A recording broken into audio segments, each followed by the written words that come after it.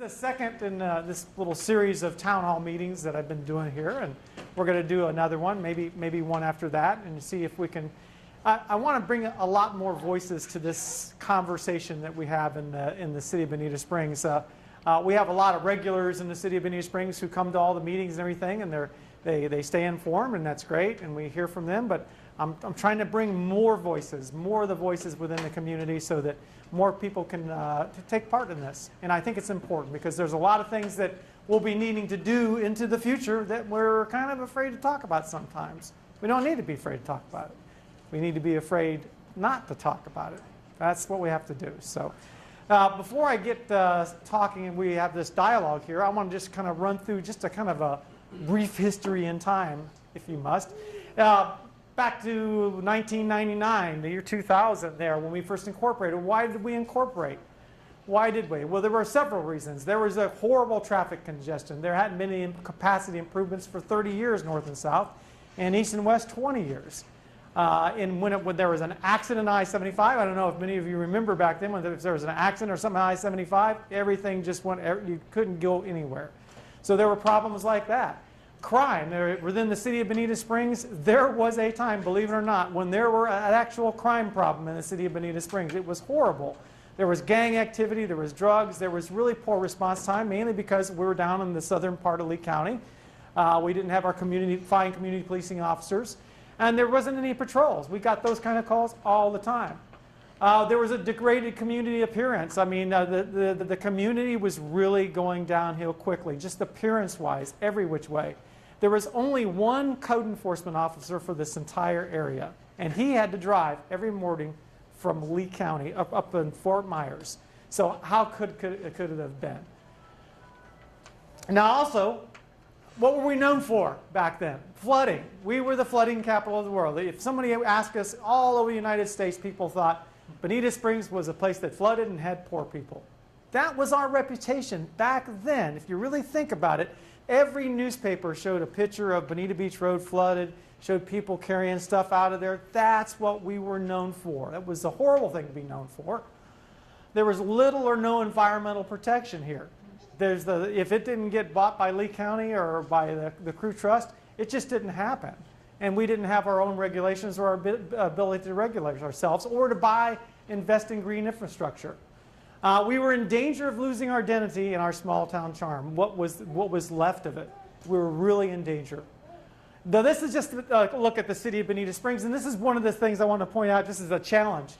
Bonita Springs is unique because over here, you know, we all got the coast, the west coast of the Gulf of Mexico, but we are this narrow strip. If you go to the north of us or to the south of us, it widens out. But right here, every north-south corridor that goes from southwest Florida runs through Bonita Springs. If you're going to go someplace in southwest Florida, guess where you're going to go through? Bonita Springs. That's one of the challenges that we face. We still face. Because, you know, we can sit here in our own little utopia right here and we can design all we want, but guess who's going to keep driving through? Everybody else. If they're going to go up and down the west coast, they're going to go through Bonita Springs. So that's kind of one of the challenges. We're between this beautiful place, the Corkscrew Regional Ecosystem and Watershed, and the Gulf of Mexico. Just a beautiful place to be, but it's a very narrow corridor that we live in here. We've got 40-something square acres. We're a nice-sized community, a nice-sized city, but it's a challenge. It's a challenge.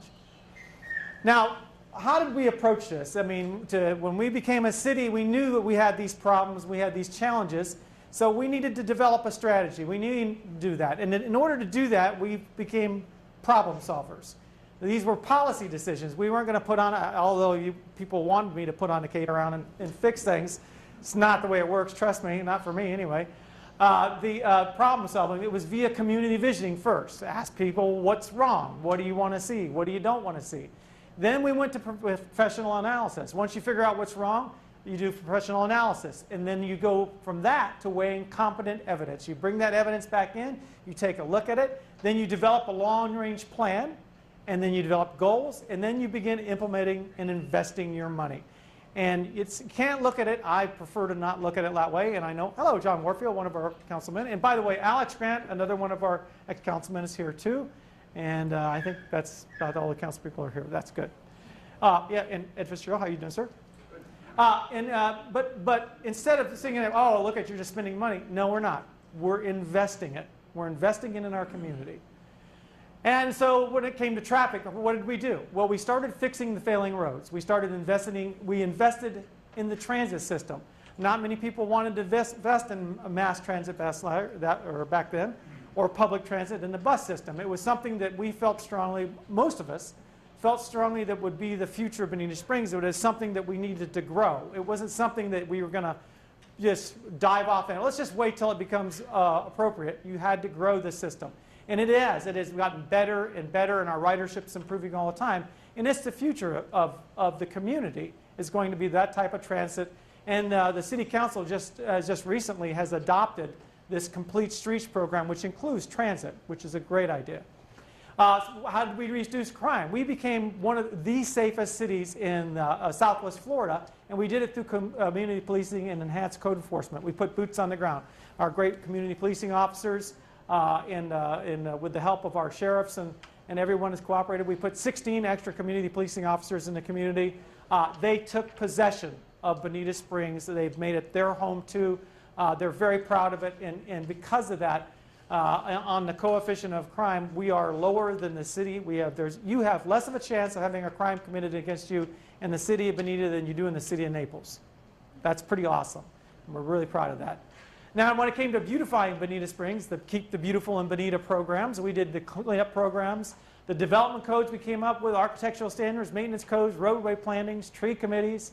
And then when it came to reducing the flooding, we developed a public works department that did great wonders with making partnerships with the Water Management District, the county. We took on a lot of projects which substantially reduced the flooding and pollution. That's a lot of stuff to go on in just a little over a decade, but it worked. It worked fantastically. And one of the things, a couple of other things that we did here just recently, we implemented ordinances for fertilizing, which tells you when you fertilize, and some really obvious things when you don't fertilize. Tree preservation, investment in water quality projects. And to preserve our old town charm, we created this park system that we're so very proud of, whether it's the Nature Place or Riverside Park. It's a communal gathering place. We invested in downtown redevelopment. We purchased key properties. Again, we invested your money in the downtown area. And we encourage and sponsor and partner in special events. That builds that community spirit, that builds that small town charm. And making sidewalks. Believe it or not, sidewalks are one of the best things that I think we've ever done in this community, was to keep building sidewalks. It brought people out of their homes, out there. It got them to know their neighbors. It got them to become a better neighborhood. You can't get any better at investing in that. But then at the very end there, we rebranded our community. We came up with a new logo, and a lot of people thought this was something light and fluffy, but we came up with this tagline, small town charm, big bright future. And guess what happened? It worked. We made incredible progress. We became not just the place where it floods. We're not the place where it floods anymore. We're not the place where it's just poor people there. We're a respected leader in economic development with being involved in Hertz and with all the other places that we've become attracted.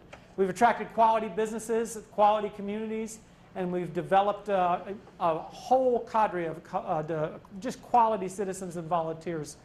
Government Light and Government Light Right is a success story that's working a lot of different places now, but it works really well here.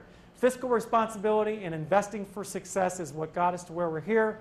Downtown events and a sense of community, it's second to none. The park that we have is the #1 outdoor regional facility in Southwest Florida. You have done a fantastic job at that, and all our volunteers have. We've gotten regional and national recognition when it comes to these things. Forbes magazine, Bonita Springs, I freak out. I got to get close to this when I say this because I can't hardly believe it myself. Having been born and raised here and went to Cypress Lake and everything here, they didn't think this in Cypress Lake when you were at school here, and they knew you were from Bonita. They thought you were barefooted and you had a piece of straw on your teeth if you had teeth. But Forbes magazine, Bonita Springs was listed as one of the top 25 cities to follow your bliss in. So in 14 years, we went from a place where you're poor and flooded to this. Not too shabby, right? Follow your bliss there. Arts, fine dining, and lifetime. And then also, we were recognized by the state of Florida when it comes to economic development. The Florida DEO, the Department of Environmental, what is it? Well, I'll say DEO. The city of Department of Economic Development. Economic opportunity. That guy right there is the city manager. He knows stuff like this. Not the mayor, supposedly. The city of Bonita Springs has worked diligently with municipal departments to develop a comprehensive coordinating permit and plans review process. We put this together, this plan, with the help and the aid of the fire department, Bonita Springs Utilities, where there's a one-stop shop there. We believe that's been a great part of success. It's not only for the development community and for contractors, it's for the average citizen comes in there. So you don't get lost. If you want to put a shed up, you're not lost in this morass of, you know what it can be like going to get a permit to do something. It's just good for everybody, and it's a waste of time not to do it. This is what Bonita Springs is known for right now. This is winter or Christmas in the park, holiday in the park. It's a great time. This is our award-winning Riverside Park Festival. And also 4th of July. Anybody who's been to the 4th of July? Is that a blast or what? Movies in the park, all kinds of things. That's a great investment. Nobody can look at that and say that that's a waste of money. It is not. That's what built a sense of community. Now let's take a look about what's going to happen in the future here. And I know that our Councilman Alex Rant used to tell us this a long time ago. He told us this a decade or so ago.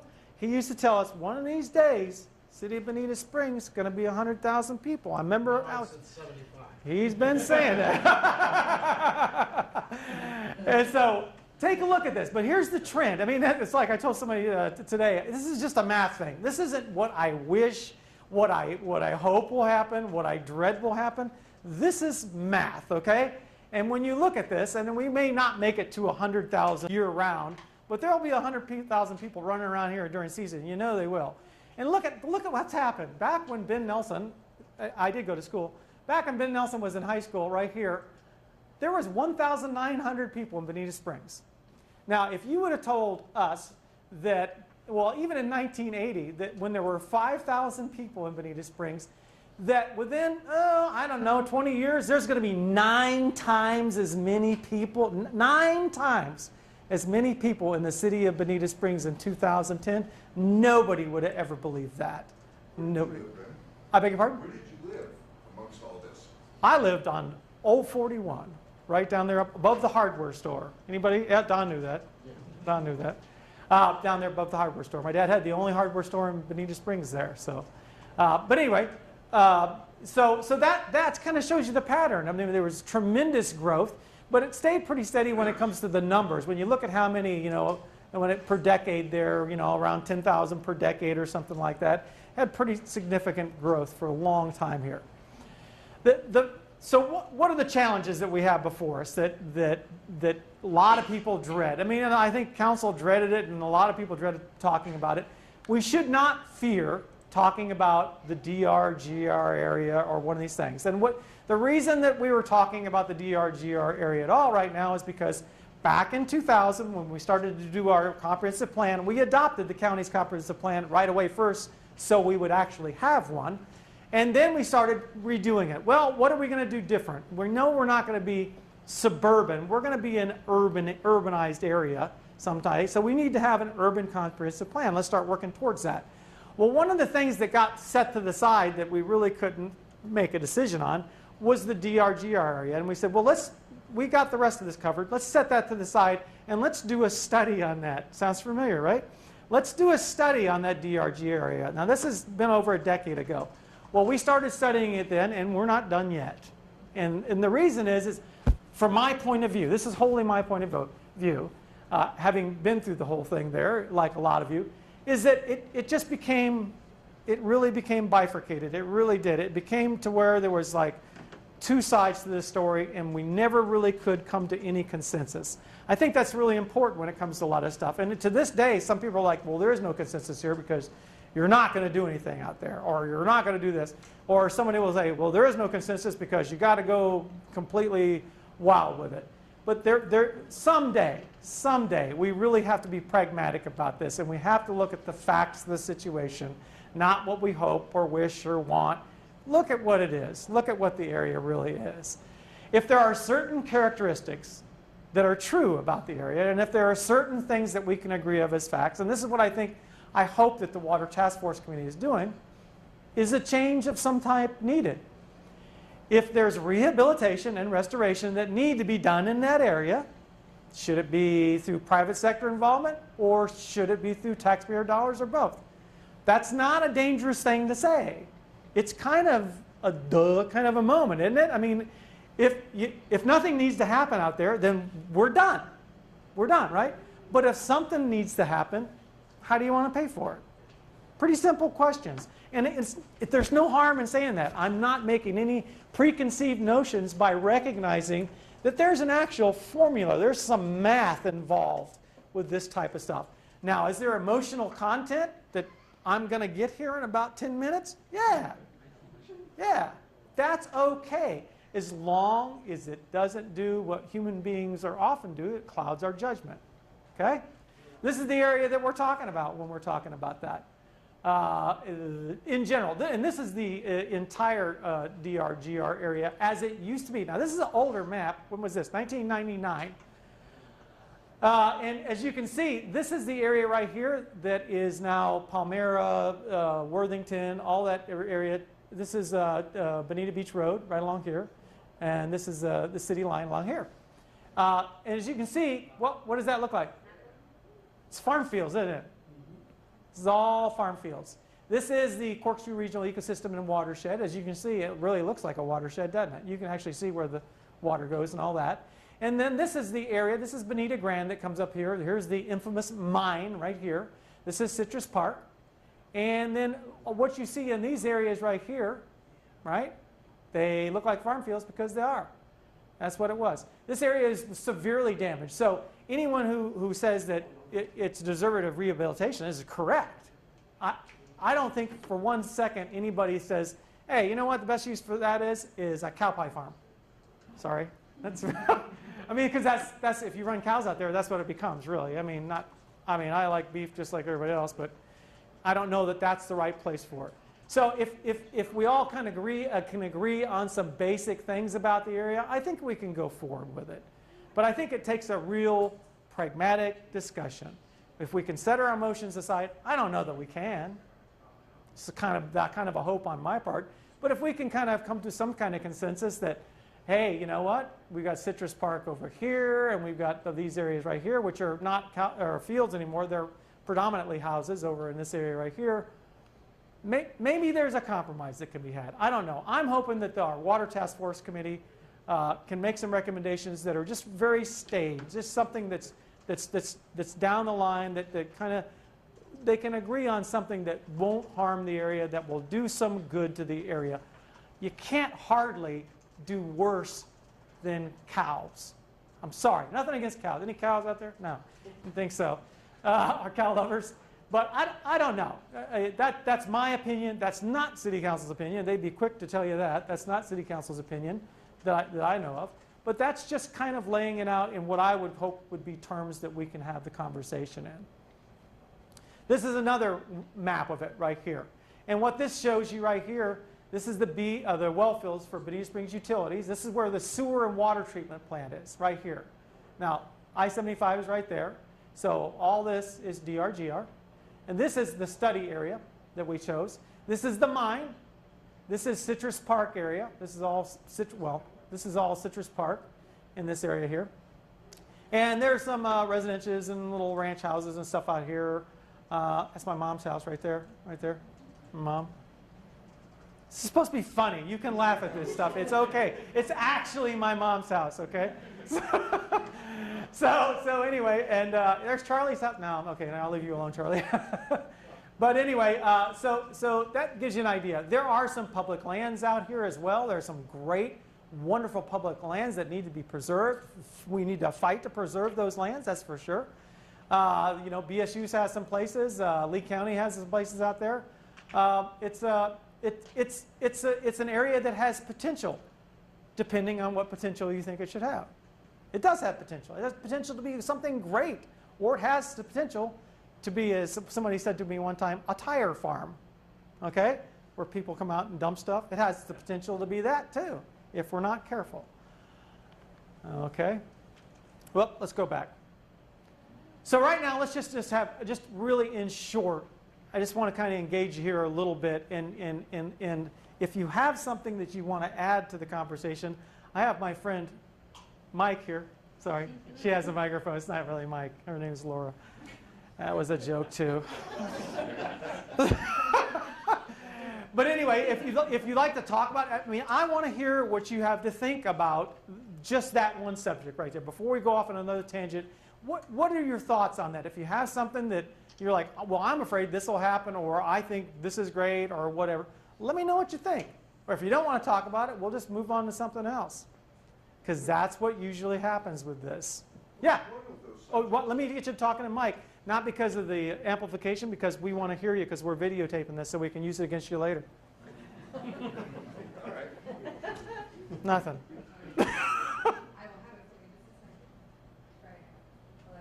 No, push it again. There you go. Hello? That's it. Okay, check one. Oh, Mr. Mayor, Yes, sir. you covered about 15 different subjects. Oh, yeah, we'll go, yeah. Which one would you like to talk about? We're talking about DRGR right now. Okay. I'm not certain that I know exactly what the definition is. DRGR means density reduction groundwater resource area.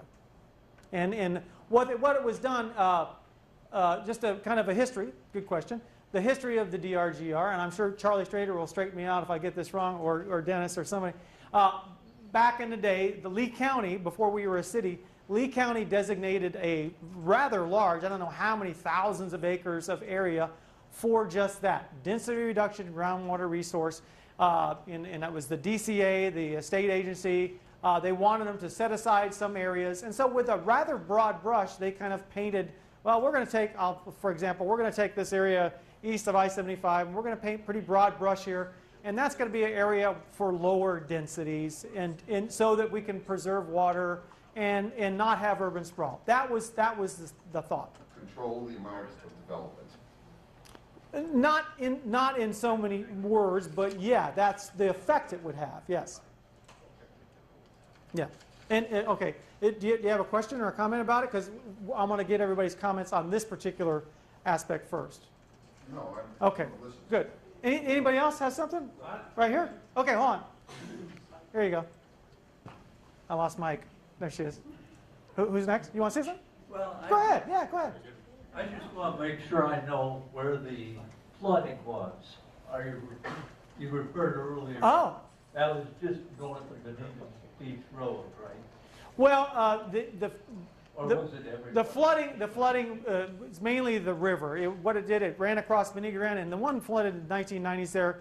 It ran across Benita Grande Road, and it made its way to the river. Bonita Springs is a flowway. It really is, as Alex will tell you. I mean, that's what Bonita Springs is. We're a flowway. And so what it did is, as it was trying to make its way down the river and underneath I-75, it was obstructed more so than it ever has been. And a lot of the places where it's used to be able to go underneath I-75, it's been constricted. It can't make its way readily to Spring Creek or to Halfway Creek or anything. And so most of the flooding, though, that you saw on the news and everything was in the right alongside Dean Street, just to the east of Dean Street, in that area across Bonita Beach Road. That's where most of the flooding was at. Yeah. Thank you very much. Yes. Go ahead. I'll come back here. Yeah, go ahead. I would like to see maybe a town hall meeting or something with people saying the pros and cons of building in the DRGR, developing it. Right now, I'm all for protecting our water sources. Mhm. And I'm afraid if we put people out there on septic systems that go unchecked, that could lead to worse than a cow pie problem. So I think it would be great to have a meeting such as this, where we have people up there showing both the pros and cons, and have an educated discussion on what could happen or what Good. everybody's thinking. Yeah, and right now, there's an opportunity for you. There's a water task force meeting. Dennis, how often do you meet? Well, we've got two more meetings, November 10th, 3rd, and 17th. 10th and 17th. 10th. There'll be a meeting on the 10th and the 17th. They take public comment at that time. And I imagine after they come to their conclusions, their job for City Council was to come to some conclusions and to bring some recommendations to the City Council, When they bring them to city council, that'll be the time when public can come in. They can analyze the same information that we get from the Water Task Force Committee. They can take a look at it, and hopefully we'll be able to sort through, like you say, sort through what some of the fact from some of the fiction. Maybe we won't. Maybe we'll do exactly what we've done before, punt. But you know what? You never know. There may something come out of it. But you're right. It takes some doing some education there. My understanding of the DRGR is that it's almost like a natural filtration system for our water. So that basically what happens is as the water goes down, it gets cleaned. So if we build on top of that, then the water isn't going to get cleaned. I understand also that our water company has now reached into the saltwater section where it's doing osmosis in order to create enough water for us. So are we starting to run out of water for our community and the surrounding areas? How do we protect ourselves so that we don't lose the water we need to live with? Yeah, and it's a good question, and we've heard this a lot. I was on the water. I served on a water utility for a long time. I was president for 3 years on the water utility.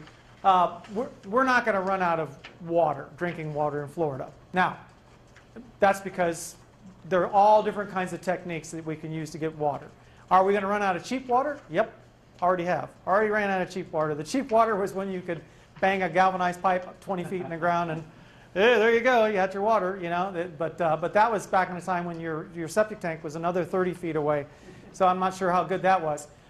So is there importance for filtration in an area? Yeah, you're right. And there have been so many people that have looked at this and have opined one way or the other about how important it was one way or the other.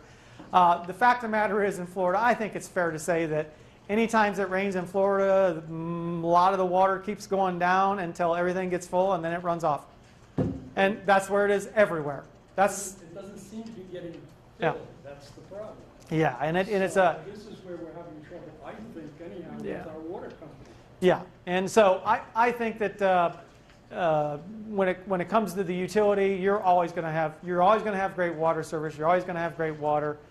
That's not going to be the problem. I think the real problem is going to be the runoff. What is going to happen with the run? In my opinion, it's more of the water that runs off. How fast does it run off?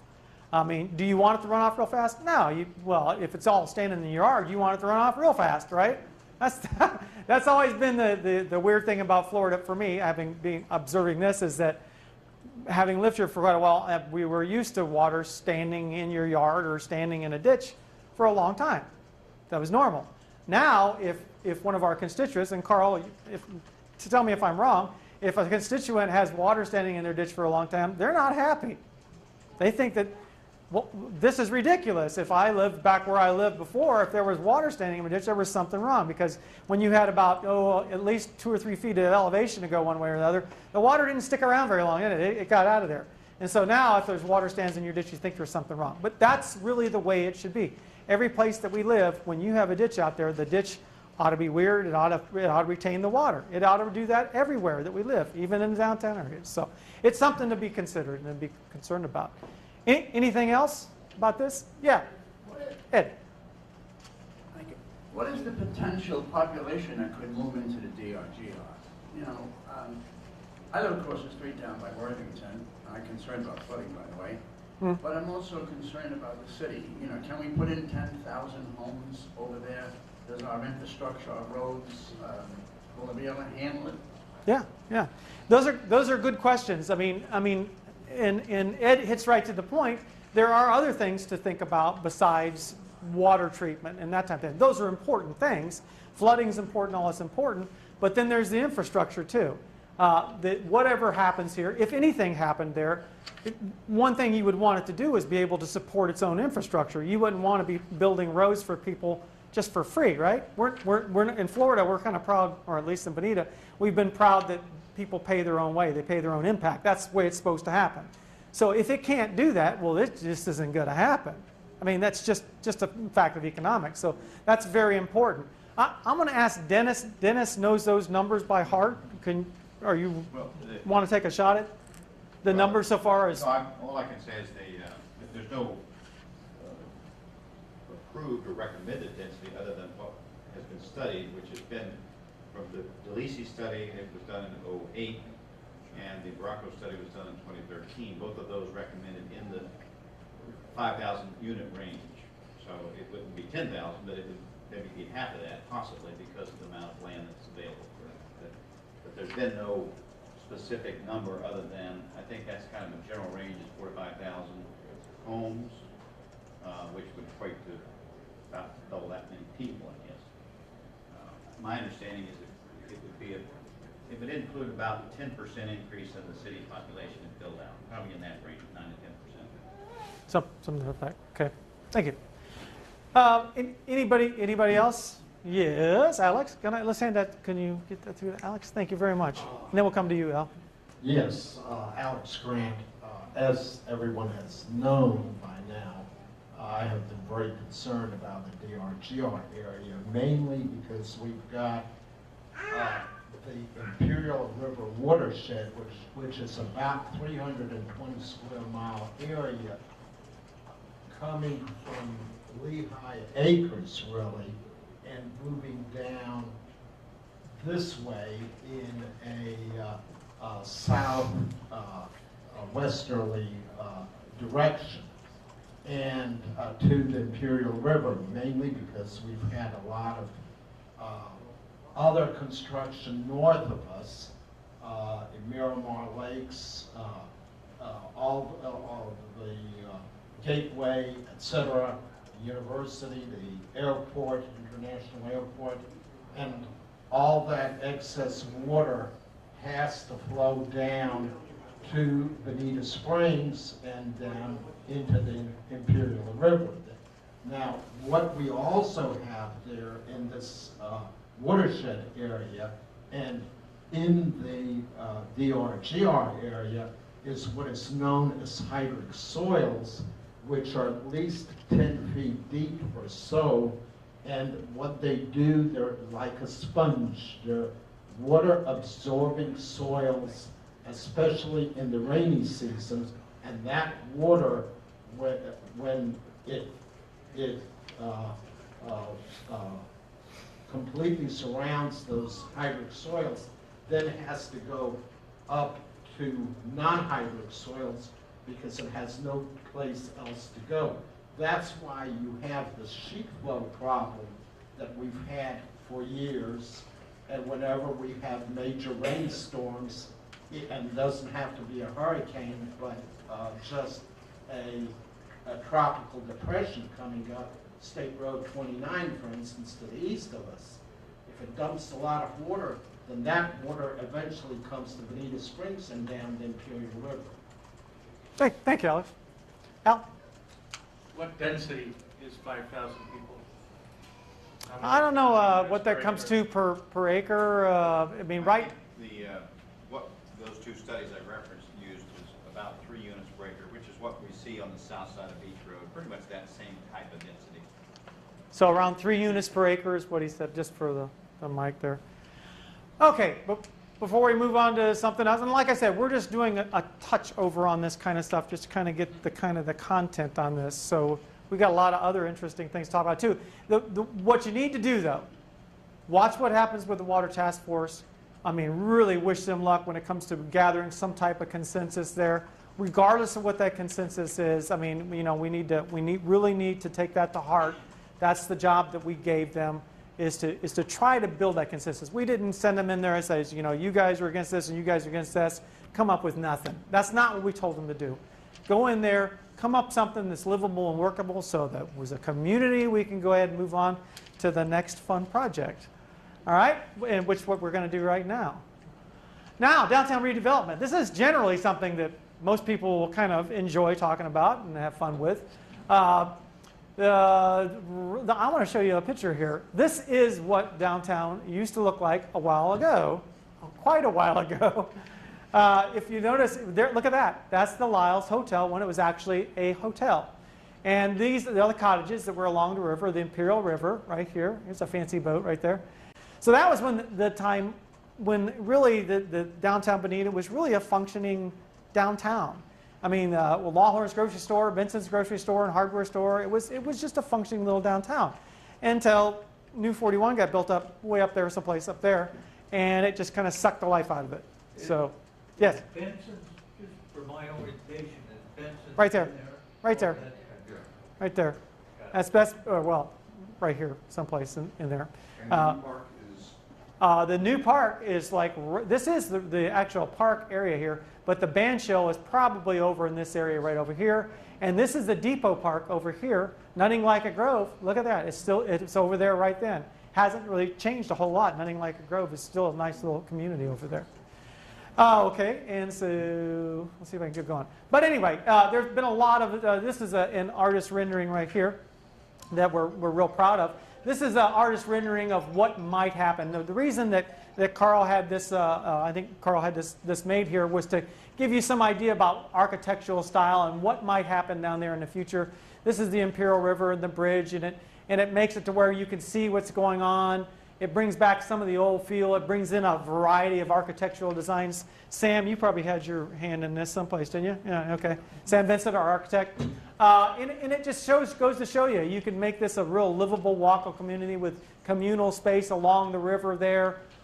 It's something that we really aspire to. I mean, it's really got so much potential. There needs to be a lot of private investment. Economic growth will come when you get that private investment. We're looking to have a high quality of life down there, but just have a real mix, though. We're not looking to really gentrify it completely. We think there's room for everyone there. People have been talking about a community center and library. We're adopting the complete streets, which means instead of just having what you see right here, which is a representation of complete streets, really, you'll have a dedicated bicycle path that's protected. You'll have a place where people can walk, a promenade along there. There are some really great things. It has all the potential in the world to be something that we can all be really proud of and a real gathering place for the community. It's so important. Family businesses, it's a destination already for everyone. Try to rent that Riverside Park during the season right now. You cannot do it. It's busy every weekend. It's a wonderful place. And it's nestled within a real natural environment down a little further down the river there. And this is the way it looks from the aerial right now. And you can see there's the Riverside Park band shell, and here's the Lyles Hotel. This is the bamboo site right here that a lot of us are so excited about having that become the actual spark plug, the engine that runs the downtown area. This is Benson's Grocery right here. This is the community hall. And this is Depot Park. This is really popular, and the other natural part, the park across the other side of the river there. It's a beautiful place. It's got all the potential. We've got a little bit of everything. And this is what I like about this. I mean, here's the Wonder Gardens that we hope gets preserved on this side of it. But over here, you've got a real natural kind of a park, kind of a setting underneath these beautiful oak trees. Over here, you've got the children's playground. This is kind of the social engine that runs the thing, I think. And this is the social and cultural engine, which is over here with these cottages, the art cottages, the Riverside Park over there, this great venue over here. That's the social gathering place for the downtown area. And then we're hoping that this then becomes the economic engine. Many of us hope that this becomes the economic engine. Not that everybody is enamored with that idea. A lot of people have a lot of other different ideas for it. And then in this area right here, the thought is we actually own the property over on this side of it too. And we're hoping to do some type of a maybe public-private partnership, a governmental center along with some retail and stuff like that. So the potential is great for that. And we have a contract out right now to do a design bill for this entire strip through here, which will complete the roads, the parking, the water runoff. It'll solve all those problems so that the smaller lots that exist in here, the small businesses, even the large businesses, can actually function. Right now, if you were to try to build a commercial entity on a 50 by 100 foot lot, you'd end up with a 20 by 20 Ted shed because you'd have to have water retention, parking, everything else. It can't be done. It can't be done. So in other words, to spur that development, what we've done is do some tax increment financing of a sort in this area with a partnership with Lee County. We're going to put that infrastructure in, hopefully bury some of the power lines and do some of that other stuff. And that will make it to where a developer can come in, or a contractor, a mom and pop, you or I, whoever wants to build a store, can do that. It becomes a streetscape. It has that side-to-side building, zero setback that a good functioning downtown that has complete streets has to have. You can't have complete streets without having the appropriate development to go along with it, because it takes people, believe it or not, to make a sidewalk work. It just kind of does. And to make bicycling work and make everything else work. So it's going to take a little bit of density. You can't be afraid of that word. It's going to take some density. People. It's going to take people to make this happen. So it's a really great opportunity. And let's stop there for a minute. I want to get some of your ideas on the downtown area. If you have any questions or if you have any concerns or what you might think about the area. Charlie. There you go. Well, thank you, Ben. I Yes. just wanted to say something while that aerial was up. Very few cities that I know of have all four corners of a river and road. We have 3 out of 4. There seems to be a glaring investment opportunity for the city. So exactly Wonder Gardens property there, which is still very, well, not that impacted in many ways. So I guess the only question would be, do you think, or at least your opinion on community support and or civic support, government support to add that to the palette that can become downtown? Thanks, Charlie. I think it's really important, the acquisition of the Everglades Wonder Garden site. I think it's really, really important to the community. I think there's opportunity for us to partner. I don't think that you're going to see the city just go right out and go buy it, write a check to the Pipers and buy the property. That's not going to happen. But I think that there's opportunity for there to be some partnering there. There's a really good not-for-profit that has formed that is trying to make this happen. And it's a great group of people. They're doing the best they can to make this work. There are a lot of avenues that we can use, Florida Forever and some other funds, but there's some pieces that have to come together there. It's turned out to be sufficiently more complex than most people would think. Most people are like, hey, let's just write a check, buy that. Well, we've got some people who are willing to do that at the right price, so it gets a little more complicated. But I think in the end, I think this is going to happen. And I think it's going to happen because of you. I think that it's going to become important enough. You're going to see the value in this. The city can partner because we see some value in doing some water cleanup in the area. We see some value in doing some communal parking in the area towards this other side here between the two. There are some things that we can do. There's some things that we can participate in that can bring the value of that parcel down, I think. So yes, Charlie, I think that, but I think that the word's got to keep getting out there. And if you haven't been there in a long time, or if you've never been there, go. You are going to be blown away. It is so beautiful. The person, this wonderful person who has adopted this place and has really put his heart, soul, and pocketbook into it. It's clean, it's beautiful. He's got a butterfly garden there. There's birds. It is just heads and shoulders over what it was before. It is just phenomenal. I can't say enough. Go there. Pay $10. Go see it. You never find a bargain like that. And go there often. And he has all kinds of functions, weddings. There's all kinds of things you can do there. So get behind this thing. We need to do it. So anyway, yes, go ahead. And go ahead. When you guys develop both sides of the river here, what are you guys going to do about parking? As you can see, with even Riverfest, both sides tend to fill up pretty quick. Yeah. Not much parking. No, you're right, and that's absolutely one of the most important things that, well, I think it's one of the most important things that this contract, this contract that we've let out, which is a design-build contract, is going to do a combination of on-street parking, right, just like a city, on-street parking, and then communal parking in some of these areas around in here that will keep the parking close, but not too close to the areas like that. So one of the things they'll do is they'll get their engineers together, and you got to make it people-friendly, walking-friendly. You can't make it to where people have got to walk 2 miles to get to where they want to be. It's not going to happen. So they've got to make that work, and I have faith in the companies that we've got working for us. That's going to be one of the most important things because, like you said, if this is going to go away for the most part, and there will be parking for just enough. I mean, a lot of these businesses will have parking, but just like in a downtown area, you'll see a place that'll have 3 parking places. That's all they've got. But there's a communal parking area that is near there. That's what we're hoping to do. That's what we have to do in order to make that work. But that's number one. Yeah. Well, you know, Sam, could you use the microphone because we want to get you on tape. when we worked on the development of that area in Family Village, architecturally, because of the elevation that the buildings need to be at, there's a possibility that parking can happen under some of these buildings. So there's a possibility for that. Yeah. It could help a lot. Yeah, and that could be at the same time that we're working on kind of parallel to that on this this contract design build. We do have an RFP that is in the process there that we may be putting on hold until we get some of this work done. We'll just have to see what happens. But there is an RFP that will actually invite some people to the party. We're going to say, just to paraphrase here really crudely, look, we've got high hopes for this piece of property. Here's the zoning on it. We're going to turn you guys loose. What would you do with this property? Give us a proposal on what you would build there under this real loose criteria, and make us an offer for the property, or don't say, if you give it to me for free, this is what I'll build, or I'll pay $1 million and we'll build this design.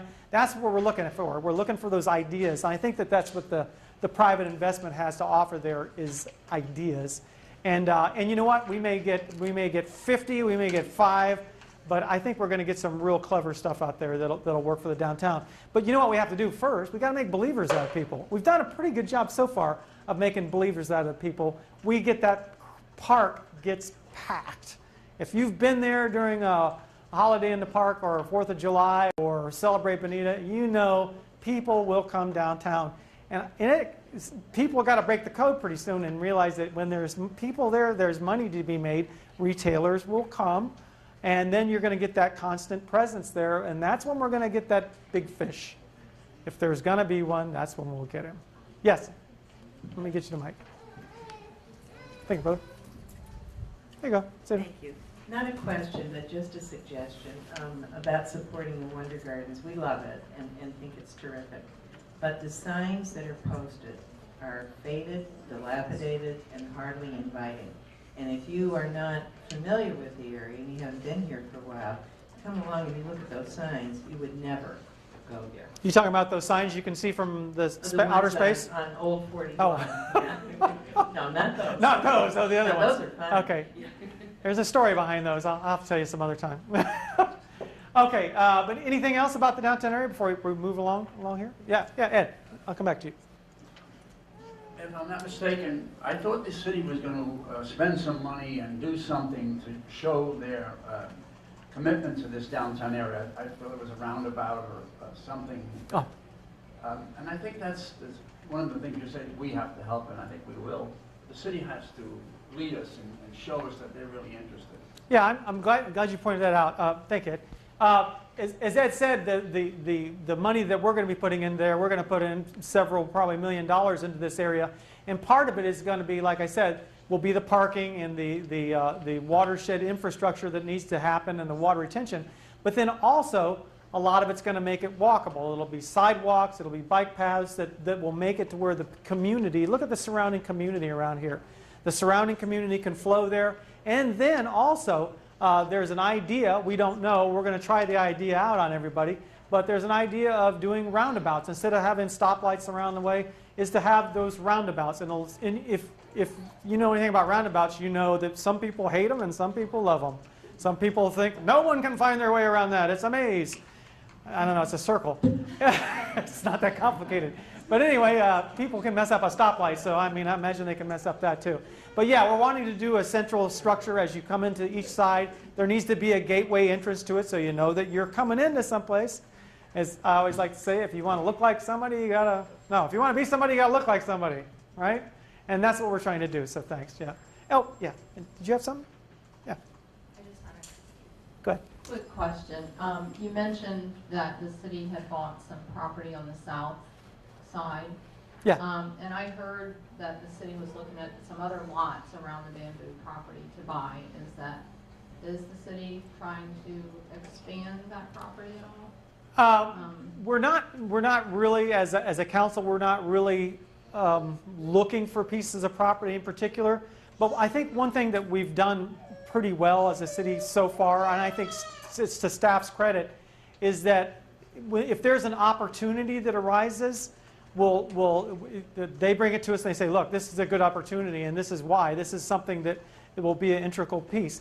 A lot of us haven't been real keen on taking, like especially this piece of property and that piece of property right there. We don't want to take it out of private ownership. The only reason we've taken it out of private ownership is so that we can clean it up and so that we can give it vesting, and then we want to put it back in private hands. We don't want to. We used your money to buy it with, but that's just an investment. We want that to go back in private hands because we know it's going to take businesses. It's going to take salmon shops and restaurants and everything else that makes the community work, and along this corridor especially. So if we see something that somebody isn't really cleaning up, is never going to clean it up, don't be surprised if an opportunity comes along and the price is right, or we come in and do that and then we put it back on the market and get, in that way, we can decide who gets it. We can decide who builds there. That's a pretty awesome power to have. And I think it's appropriate. I think it's a good investment. Why wouldn't you, if you could make the rules for your own community and you could decide who gets to build there, why wouldn't you do it? Anybody, any investor would. Would a realtor do that? Yep. Why? Because it makes you money. And that's what we want to do for the community. Anything else on Old 41 before we go on? All right. Oh, Shangri-La. There's always a Shangri-La question. Go ahead. What is going on with Shangri-La? And it's always that one. This is going to be a short answer. Are you ready? Sorry. Right now, the Shangri-La, they have been great partners in most all ways. They're a really interesting group of people. I love them dearly, and they're going to do great things with it. It's just taken a while for them. They're putting parcels together. We've been under some negotiations here and there about easements and that type of thing. But we decided a while back, Carl and I started working with them probably about 6 years ago, was trying to do this rolling opening. And it's rolling very slowly. But it is rolling. And God bless them, they've got great ideas there. It's a beautiful place already. I think, is Carl still here? Or did he run out of me? No, he's not. John, aren't they planning, they invited council and some people to come there? Yeah, I think they're ready to start to move on to some of their next. They're rolling faster? Right, they're rolling a little bit faster. They are, as the mayor said, they've been great partners with the city, but they are a private group with their own funding sources, and they are moving at their own speed. We might look at it and say we don't see the urgency that we would like to see, but they have made steady progress, and they tell us that they're about to turn another corner. Yeah, and they've got great ideas. It's going to be a beautiful place, and what the partnership that we have with them is the partnership that we want to have with all of you, is that we want you to do good things. We want you to prosper. And in turn for that, we're going to protect your investment. All that property around you, we're going to make sure that those people do the right thing. We're going to make sure that those uses that grow up around you aren't something weird, because we lose our investment. You lose your through you. So it's in our best interest. So once they understood that partnership and they actually believed in that partnership, we actually proved it to them that we were going to protect that for them. Well, that's when they're ready to put that investment. Nobody's going to put money into something if it's not going to get protected. And we're the protection. Anyway, hopefully we do a good job. Okay, that wasn't it. All right, found this right here. Another thing we used to be known for a long time ago, this was what we were known for. 4 miles to Bonita Beach on the Gulf, swimming, fishing, shelling. That was a big deal. This is back when I was a kid and growing up. The other sign that I had to look at, it said, Bonita Springs, home of the tiger snook. But I don't think anybody moved here to fish for tiger. No? Anybody? No, I didn't think so. That had to have been a failed Chamber of Commerce. That guy should have been fired because nobody moved here because of the tiger snook. The first question was, what's the tiger snook? Okay. Public access beaches and waterways. And this is really who we are. And I say this genuinely, and it's obvious. We are surrounded and defined by water. That's who we are. If it isn't Estero Bay in the Gulf of Mexico, it's the Imperial River and Spring Creek and Little Hickory Bay and the Corkscrew Regional Ecosystem and Watershed and Oak Creek. That's who we are. It's something worth protecting. And not just when it comes to the beach, when it comes to any of the access to the waterways. And here's a marine contractor telling you this, and I should be like, yes, everyone buy a lot on the river and so I can build you a dock. No, we need to save some of that for the public, because if the private people and private interests buy all of it, where's everybody going to go? Where are the other 250,000 people in the region? How are they going to get to the water? Are they just going to drive by and go, oh, look? Well, sometimes they can't even see it. Sometimes your view is even obstructed. So it's important. Yeah, it's important. It's important that we start, I think it's important that we start thinking about that now. I know no one's talking about this. You don't hear anybody talking about this in Fort Myers Beach that much, or in the county. There's a limited amount of that, and there's limited access to it. I mean, you just think about Bonita Beach Road. Bonita Beach Road is 2-lane, and it's going to stay 2-lane. I mean, that's the way it is. That's the way it is. So there's going to be a limited amount of access, and everybody's going to want to go there. How are we going to make that work out? I mean, and there's a lot of different ways. I could be right with you there. And there's some options. There's some rather obvious options. And what my hope is that it won't be me. I mean, I'm almost termed out here. It won't be me that picks up this ball. Somebody's going to need to do it. And I'm hoping it's the people who live on the beach who do it themselves. They decide their own destiny. Will it be more parking? Will it be a shuttle service? Should we purchase more beachfront property for the public? Should there be more city parks? Those are decisions there needs to be this cohesive policy that's set down and says, look, we recognize there will be more people who move to Southwest Florida, and guess what they're going to want to go to, right? Guess where they're going to want to get to? The signs on the interstate. What do they say on the interstate at Bonita Springs? Gateway to the Gulf. Are we really? Are we really? All right? So how are you going to handle that? How are we going to handle that? Yeah. I think one of the questions that we really need to look into is the surrounding communities and areas are expanding the beaches. They're bringing sand in one way or another. Right now they're pumping into Lover's Key and places like that. I think it would be a good thing if we could bring more sand into our area. That in turn would allow more people to get on the beach, so that we would be more of a gateway and we would have more room leading out there. That would give us more room to have more people sit there. But we also have to do something, as you were saying earlier, with some form of transportation, so that we have places for these people to, whether by bus or whatever, where they can park their cars or find a way to the beach. Yeah, I think that's key. 2 areas there. I mean, the other part of this, and if you live on the beach down there, if you're a resident of Hickory Boulevard down there, I mean, it's a beautiful area. I mean, what is not to like about that? Any decision that's made there is going to have to be respectful of that. It really is. I mean, it's just going to have to be. It needs to be. I mean, it doesn't have to be. It's just would be bad form in any and every way not to be respectful of the people who live and call that home. So that's part of the balance that is going to need to happen. Will we need to have places where people can go and to get to the beach? Will everybody be able to drive their car there? No, that's not going to happen. So I think having a shuttle of some type, is torque a word? Torque? It is now.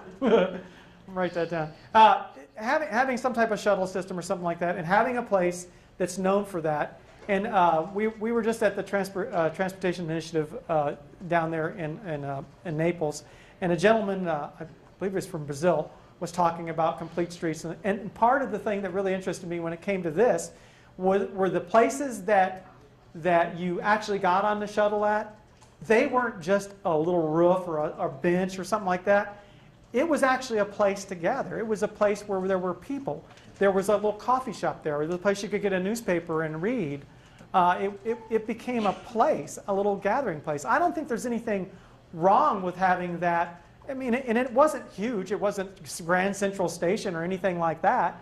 it was just a place where people could actually feel safe and feel out of the rain. And if you had to wait half an hour, you didn't roast in the sun or something like that. So I think there's opportunity to do this and to make it to where it doesn't harm the people's value on the beach, it doesn't harm their way of life, and it allows people to go ahead and enjoy the beach. I think there's plenty of beach for what our projected population will be, especially when you take Lover's Key into, for example, or into that case. I just think we have to be careful and we have to plan. I think that's it. Don. There you go. Thanks. You mentioned busing people to the beach, but we have more than just Bonita Beach. Big Hickory Island, Lover's Key, and Lover's Key already has a lot of facilities. I looked up their information. They have beach, they have concessions, they have hiking, they have 2 miles of beach, accessible by boardwalk or tram. They, on Black Island, they have 5 miles of multi-use trails for biking and hiking. And I don't know that that's really, people understand what's there. Big Hickory Island has over 1 mile of beach for the public. And Lee County is working on trying to, in their, I think it's under their 2020,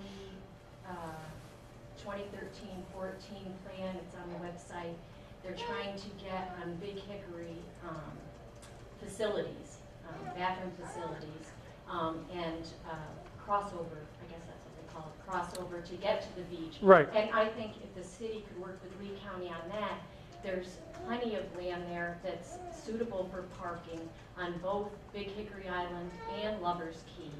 And, I mean, hundreds of acres. Are you talking about right across from the water tower, that kind of area? Is that where you're talking about? Yes. Yeah, right that's where you're across talking. from- yep, Right. Yep, and Lee County was talking on 2020, because I guess Lee County has, owns it and has a lease with the state, or is that Lover's Key? Yeah, that wouldn't be Lover's Key's next one down. Lover's Key. Yep. But the thing is, there's so much beach there and so much area to put parking in. And Dog Beach has done really well, I mean, up there. But if people knew about it, and people think Dog Beach is Bonita Beach, which it isn't. And that way, it would protect property rights on Bonita Beach of the property owners that are there, plus open up so much more beach for the residents of the city. Yeah, and I've often, if this is totally crazy, don't jump me here, okay, all right?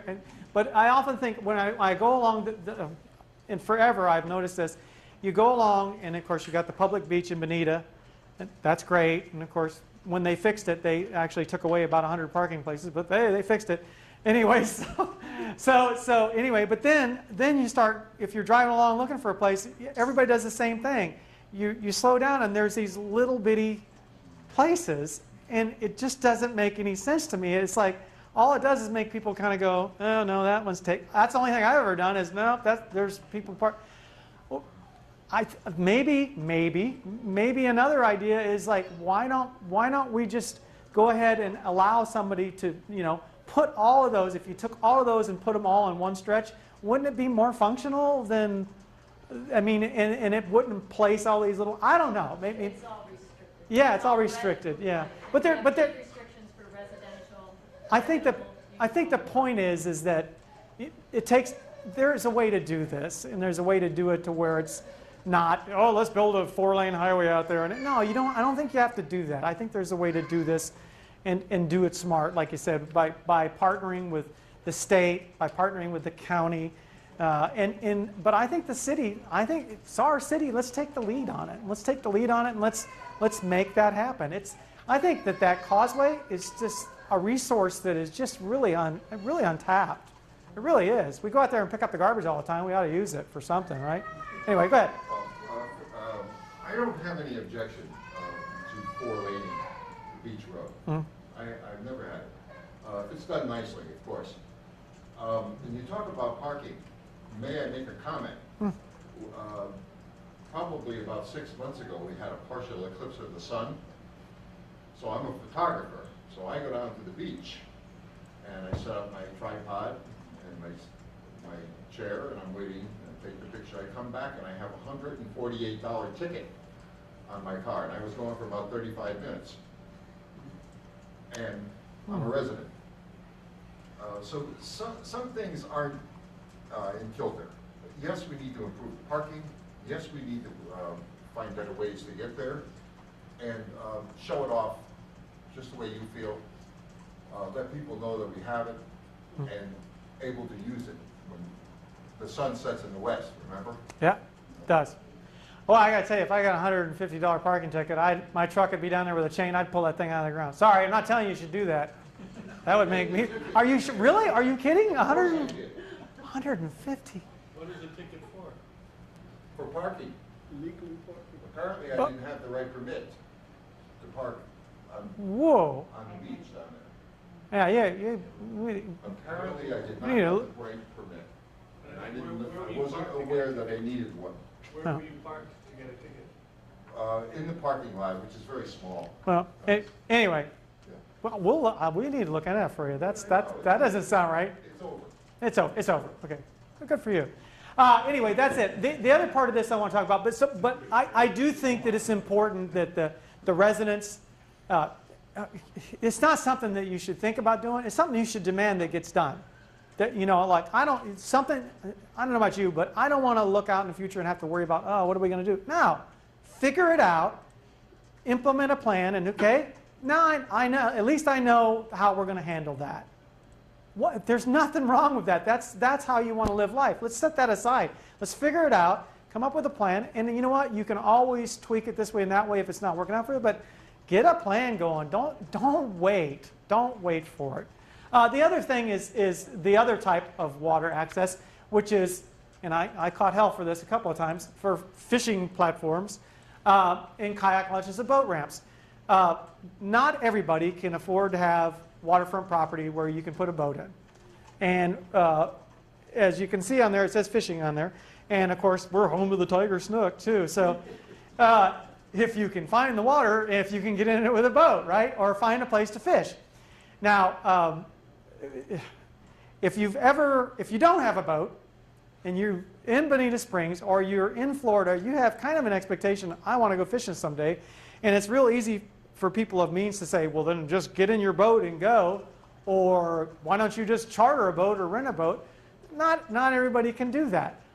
There should be places. This used to be a fishing village. And this is a place where there should be numerous places where you can take your son, or you can take your grandfather, or somebody in a wheelchair can go up and go fishing. Why isn't that happening now? There's nothing wrong with that. And I'm not talking about with Ferris wheels and, I'm not talking about that. I'm talking about small little pocket fishing piers here and there. Out at Lover's Key would be a fantastic place to have a place to fish. And if you think that fishing off those bridges is what ought to happen, you're wrong. Anybody who fishes off there is either crazy or they like fishing a lot, or both, which is usually the truth. And let's face it, there's no one who's handicapped or in a wheelchair going to go up there. There's nobody over 75, 80 years old is going to go up. You're not going to go up there. There's nobody going to take their 5-year-old, 6-year-old son. You're not going to do that. Yeah, go ahead, Nigel. And V-Trans said that they would step up the shuttle service to the beach. Great. Great. Why don't you get back to Nigel there? Mr. First Fuller? of all, Ben, thank you for doing this tonight. Oh, thank you. Right now, the city does not own any businesses, correct?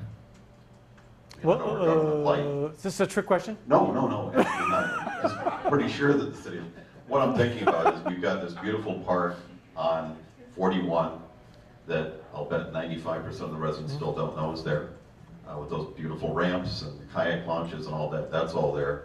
But going over to Fort Lauderdale every once in a while, they have a water taxi service over there that the city wishes they had initiated. They let somebody put one in, then 5, now there's something like 30, and it's multi-million-dollar business. Would something like that be public-private partnership venture? Would the city be capable of doing something like that? Would the city, or not the city, would you think of something like that being successful? That's an interesting idea. I mean, that's the kind of thinking that you need. I mean, thank you. I'm exhausted now. Yeah, I know. It's something that Nigel doesn't usually come up with, by the way, because he's a friend of mine, and we're all like, "Rrr." But anyway, but no. I mean, I'm often inundated with 100 emails that say this, or 200 that say that, 300 that say that. And you know what you're always looking for?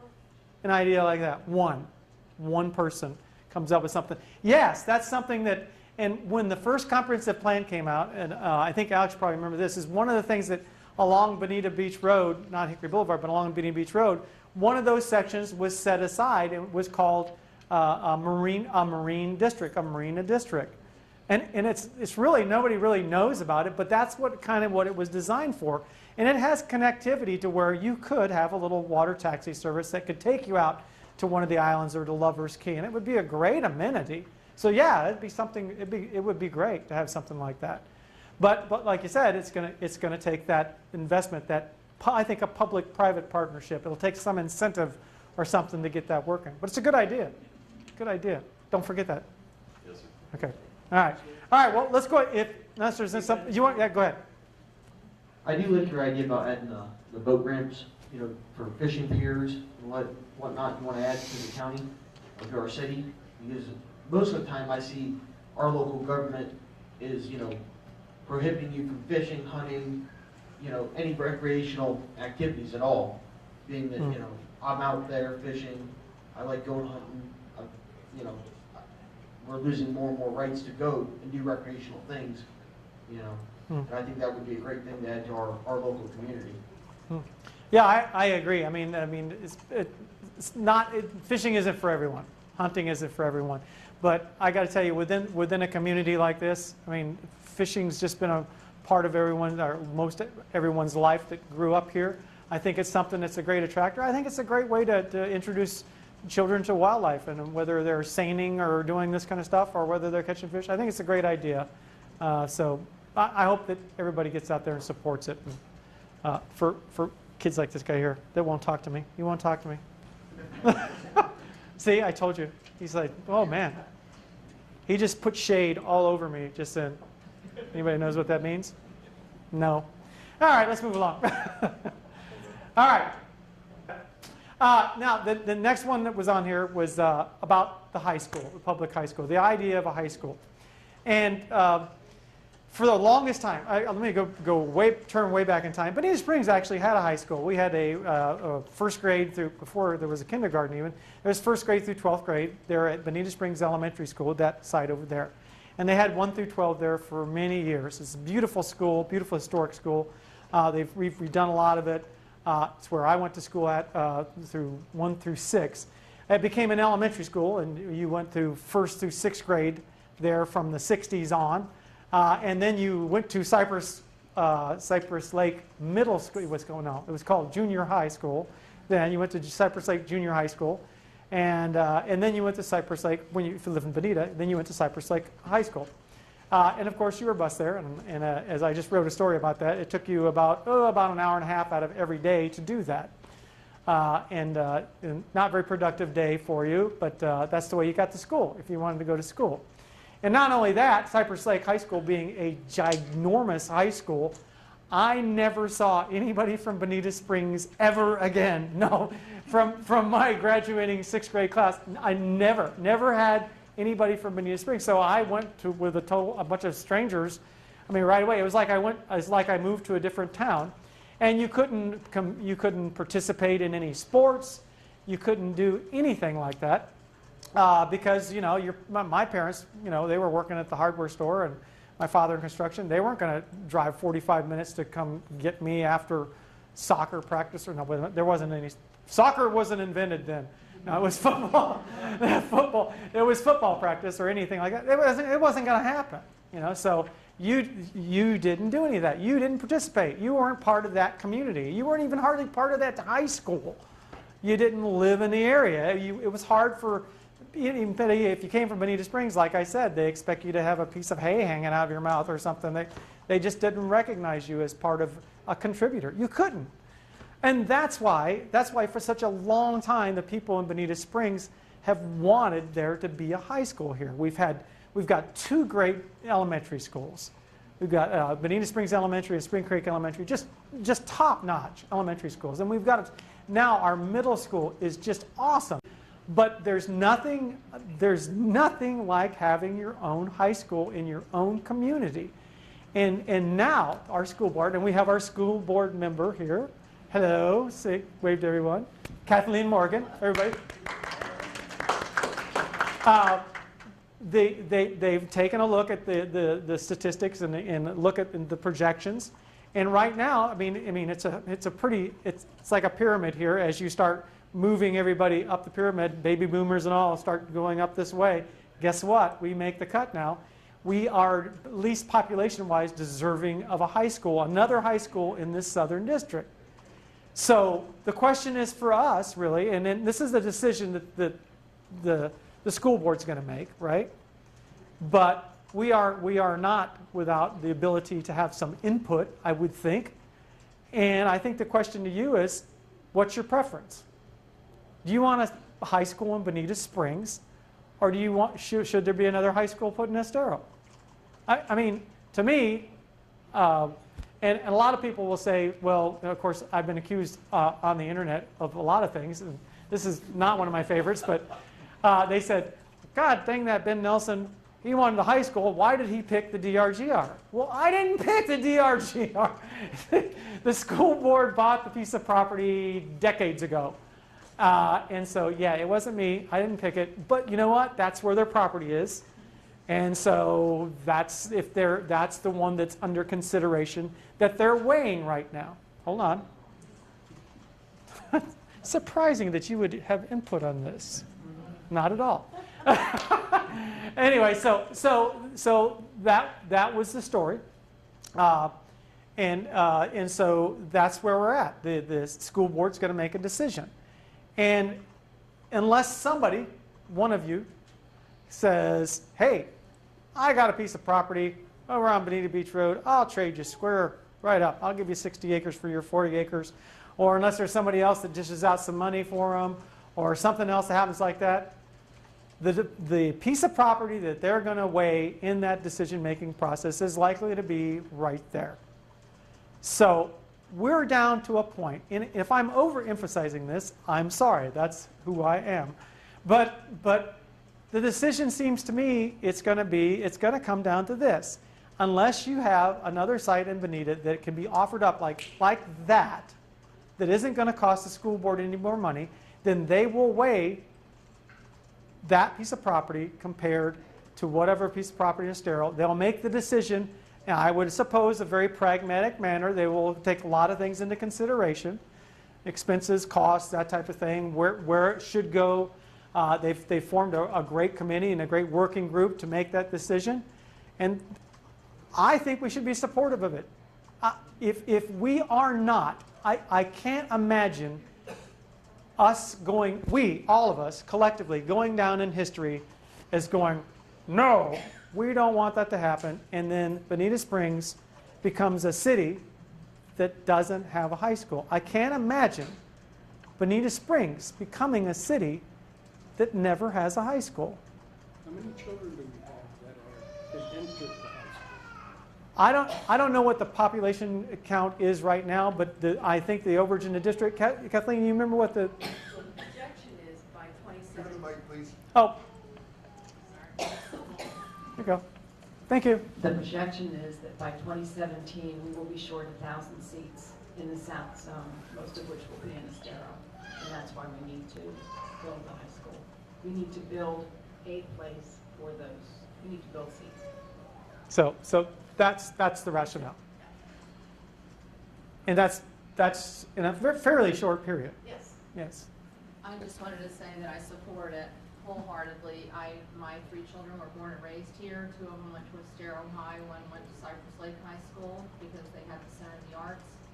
My daughter got into the IB program at Fort Myers High, but I couldn't work it out. We worked, and I support it 150% of a high school here.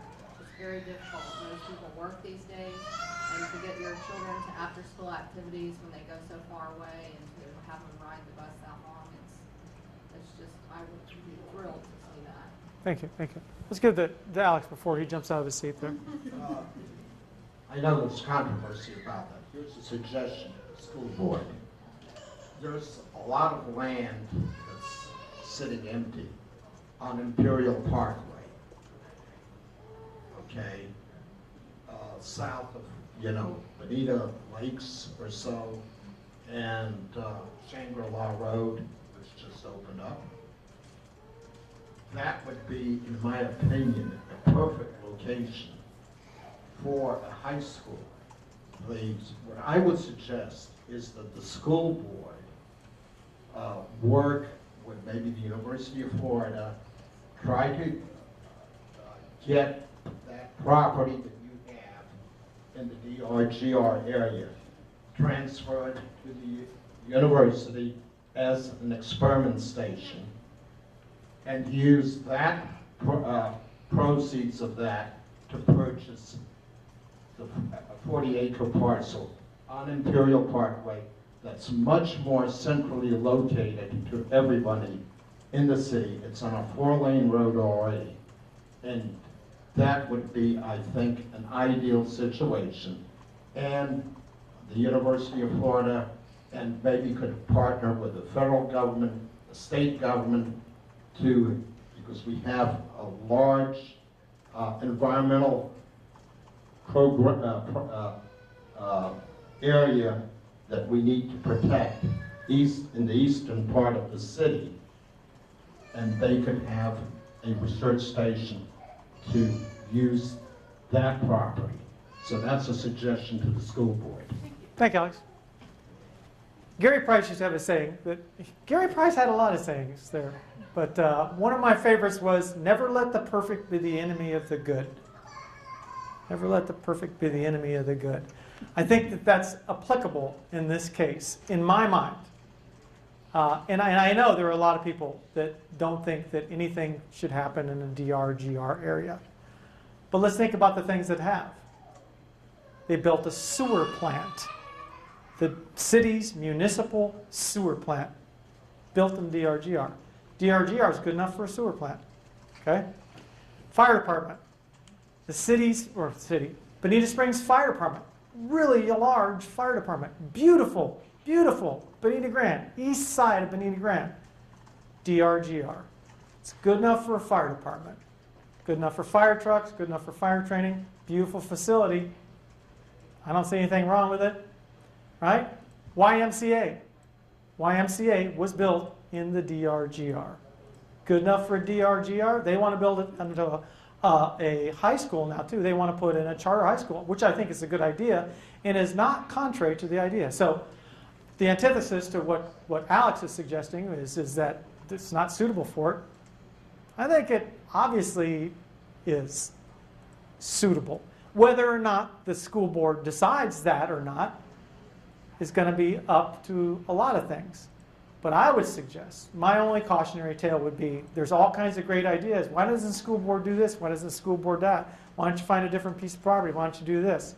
Why don't we let the perfect be the enemy of the good, right? Right? Got to be careful. Be careful what we suggest. How many acres does the high school need? The question was how many acres does the high school need? And I think they're looking at around 60, is that correct? Around 60 acres is what they're looking for. And like I said, but you know what Alex has suggested, it could happen, but it would have to happen in a snap your fingers, I got a genie kind of a way where they're saying, hey school board, look what we have for you.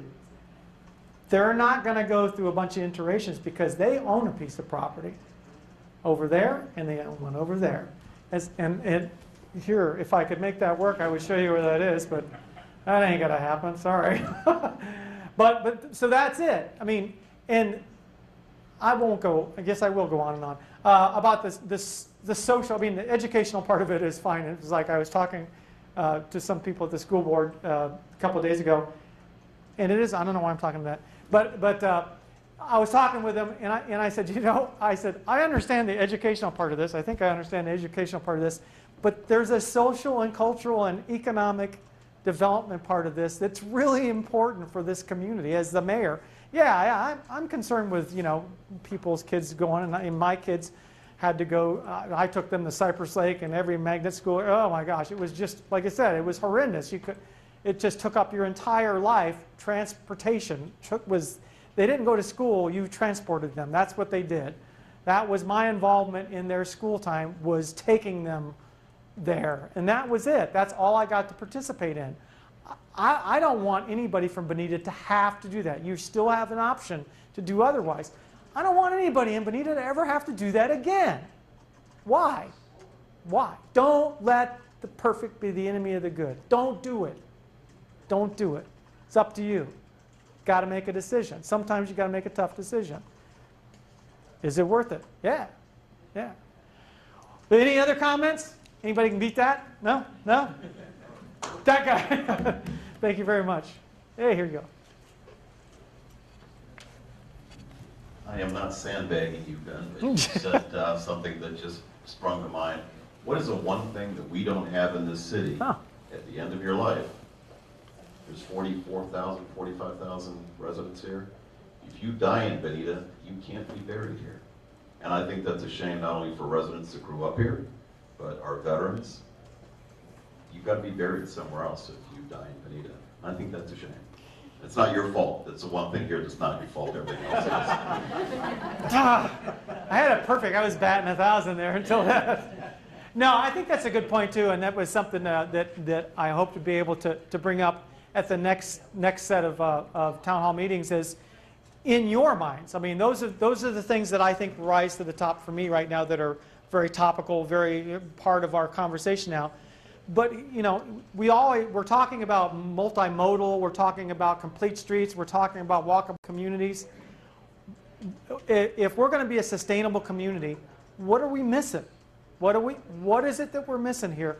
What are the things that you have to get into your car and drive to Fort Myers or drive to Naples? I mean, I'm not talking about the things that, I like that store better than this store. No, not that kind of thing. What are the things that the community is going to need in order for us to be complete? I mean, and I really do believe that for us to be a complete community, I hope to live in a community, this community someday, where you can get there by public transit easily. You can get there. You can be retired and you can be 75. You can not have a driver's license and you can get where you need to be to all the facilities that you need. Yes, sir. We do not have an arena. Yeah. We do not have a proscenium theater. There you go. There you go. Yeah. Yes, and they have an extra big lot out there. I was wondering, wouldn't that be a beautiful place for the high school? Well, you're absolutely right. I mean, the cultural part of it is really important. The cultural part is really important. That is something that someday, and you know what? And the Art League is doing a great job, and I would suggest that if you get a chance to attend some of they've got a lot of things going on at the Art League there off Bonita Beach Road, a lot of shows going on at the Art Center. Is that what they call it now? Center for the Arts. I'll get something right today. Center for the Arts. They've got a lot of things going on. They've got some improv and some other things. But you're right. You're right. That's part of it. There's got to be a cultural heartbeat that goes on here someday, hopefully downtown. Yes? Most of the people here don't know me, but I'm a lifetime resident of Bonita, a local business owner. I think we'd be doing our community, our local community, a great disservice of not putting a high school in. I have children of my own. I've got multiple friends and family members that weren't able to be here tonight that have friends and family of their own. These are too busy, having to go pick their kids up from schools and working. But even last weekend at Riverfest and over the last festivals that we've had over the last couple of years, I've seen the number of young people with children in this town grow year after year. There must have been hundreds of people with new children, infants, people that were pregnant, getting ready to have kids that are all local people who live in this town. And if the city didn't, push to really get this through, and give us a high school for our local community, I think it would be almost shooting ourselves in the foot for local growth. Thank you. I think, obviously, I think it's important, and I'm hoping at some point in time that hopefully City Council and all of us can get together and decide that that's our number one priority. That's our number one priority. Your son, my grandsons. That's what we need to do, and we need to get behind it. All right? All right? One more thing. Thank you. Has there been any discussion about the railroad right away? I've had so many customers say, why can't that be a bike path or something? Oh, well, the railroad right away. That's one of the things that I think that is going to be really exciting for the future there. Is the railroad right away that goes through Bonita Springs. And you think about where that goes to, and we'll wrap this up with this. Think about where that goes to. It goes through the heart of Bonita Springs, through the heart of the downtown area, right?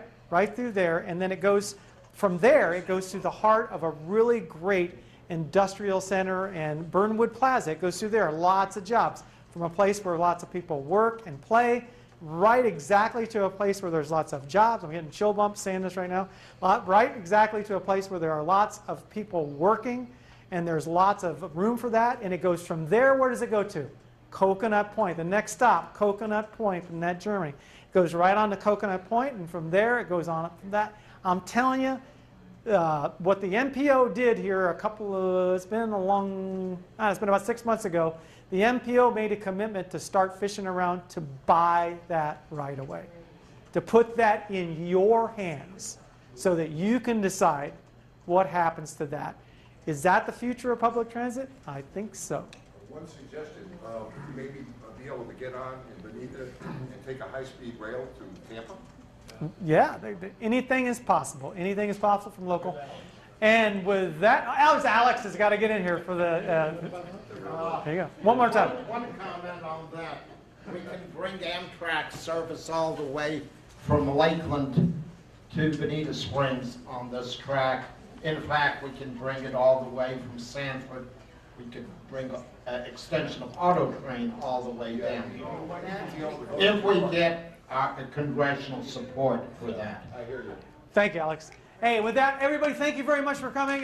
We'll have another one of these. Thank you so much. Nice job. Nice job.